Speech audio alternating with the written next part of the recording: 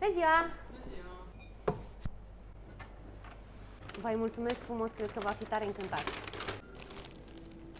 Vă mulțumesc, sărmâna! Hei!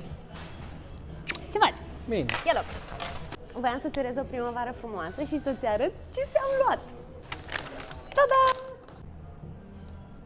Și asta! Mamă, fix ce-mi place! Cum se cheamă jocul ăsta?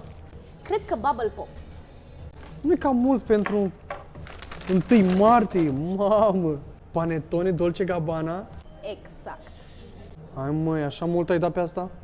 Oh my god, am uitat să scot prețul.